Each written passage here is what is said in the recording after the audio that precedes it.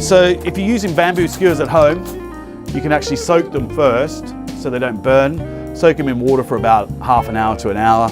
Stops the skewers from burning and snapping off.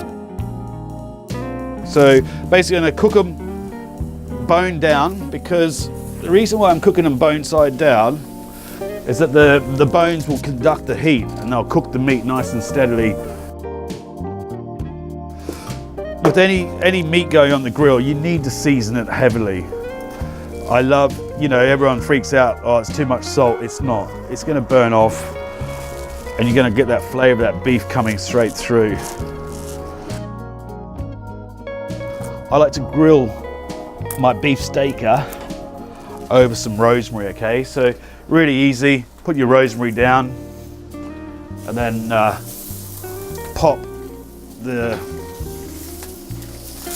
T-bones on top. That will then smoke up the rosemary and everything will get a lovely aroma of rosemary flavoured charred beef. I tell you what, when you're barbecuing, the best drink to wash down a bit of grilled meat is Dunkin' cider. These little party kegs, perfect for the afternoon summer barbecue. Mm. Mm.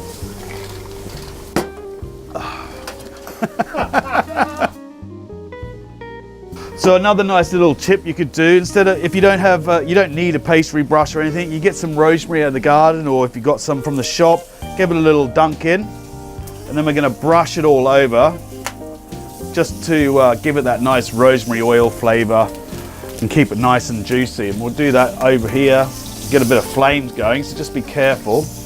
And then we're just going to brush our meats with this lovely rosemary branch and olive oil.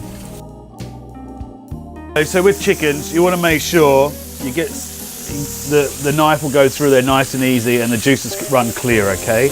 Like they're running clear there. See that juice coming up? Well, see that nice and clear juice coming out of there? That's when you know it's ready. You need to come and check out the back terrace. It's gorgeous. It's like a herb paradise out here. Sun shining, herbs are growing, barbecue grilling. Tasty, tasty.